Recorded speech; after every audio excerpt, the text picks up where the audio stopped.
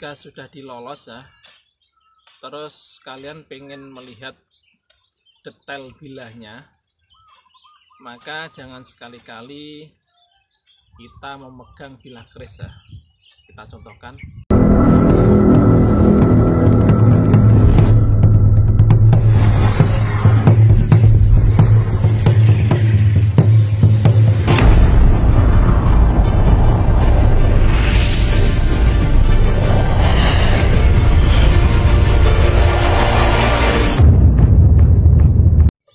Assalamualaikum warahmatullahi wabarakatuh.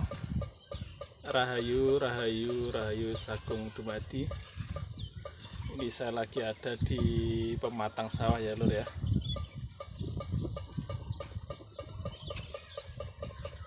Lagi ada di sawah. Kebetulan dari tadi malam saya kok kepikiran setelah membuat video tentang etika melolos keris ya. Ternyata masih ada beberapa etika dasar yang sekiranya harus saya sampaikan, harus saya ulas sekalian biar tuntas ya. Video ini saya tujukan kepada para penghobi keris, pusaka atau sanaji pemula ya, yaitu tentang etika seputar dunia perkerisan atau perkosan ajian ya. Baiklah, setelah pada video sebelumnya saya telah sharing tentang bagaimana cara melolos keris ya. Ini saya juga sudah membawa salah satu pusaka saya ya. Selanjutnya ya, etika yang harus kita ketahui, bagaimana yang kemarin, kalau kita melolos keris maka kewajiban kita harus menutupnya kembali ya. Terus etika selanjutnya, jika sudah dilolos ya, terus kalian pengen melihat detail bilahnya, maka jangan sekali-kali kita memegang bilah keris ya. Kita contohkan.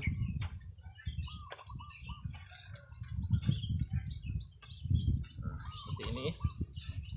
Setelah kita lolos, kalau kita ingin melihat detail ricikan keris, maka jangan sekali-kali dipegang bilah keris ini.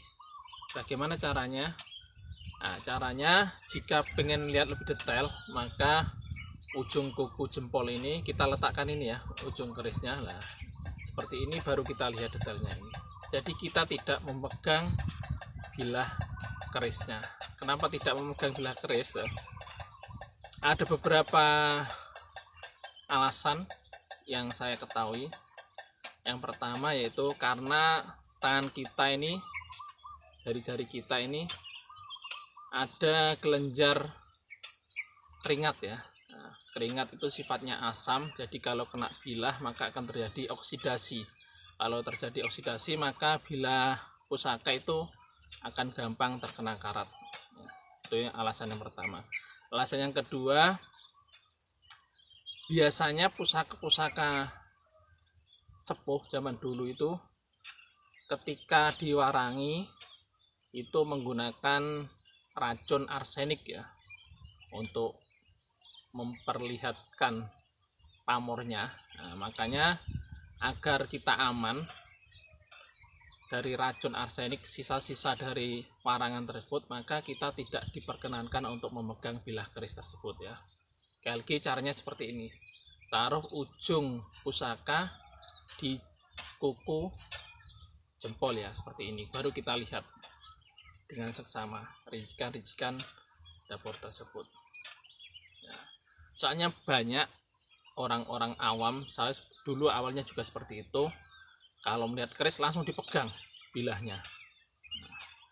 Yang ketiga juga sebenarnya ini kurang sopan ya, karena ini misalnya ini pusaka orang lain terus kita pegang seenaknya, itu kan juga kurang sopan ya.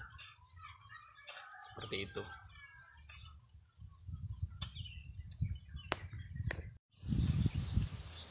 Etika selanjutnya ya, jika kita mengeluarkan keris dari warangkanya, maka kewajiban kita adalah mengembalikannya. Maka kebalikannya, jangan sekali-kali kamu memasukkan keris yang dikeluarkan orang lain ya.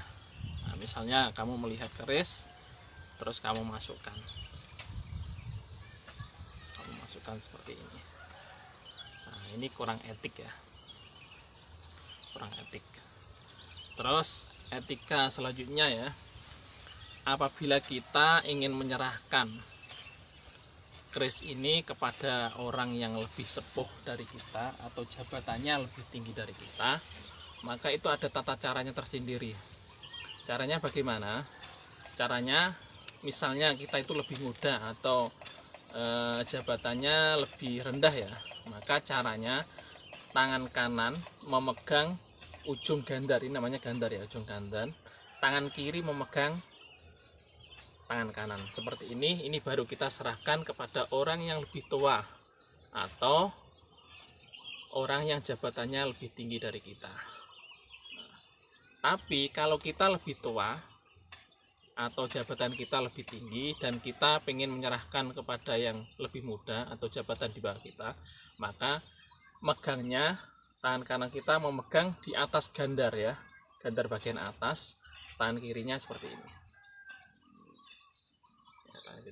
Ini baru dikasihkan kepada orang yang lebih muda atau lebih rendah jabatannya daripada kita. Itu tata caranya menerima atau memberikan pusaka ya. Menerimanya seperti sama ya. Kalau kita lebih muda berarti nanti ngambilnya kita di bawah gandar ini ya.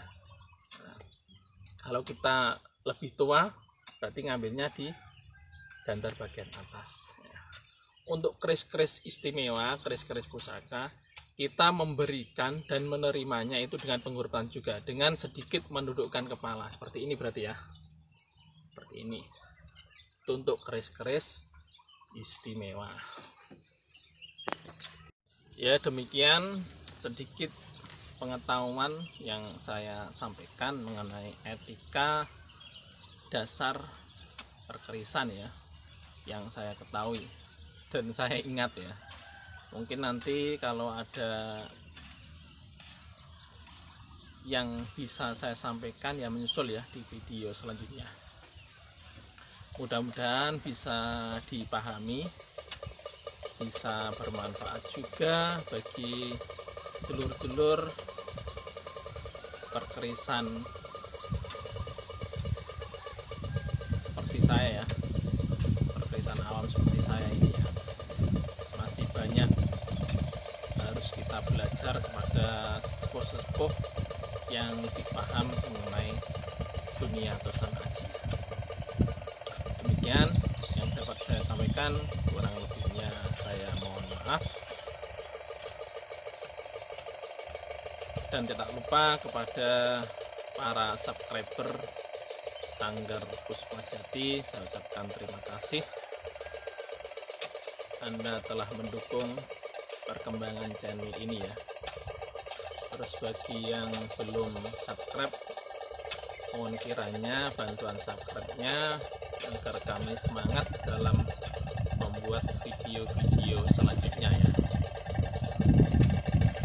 Demikian, kurang lebihnya saya mohon maaf.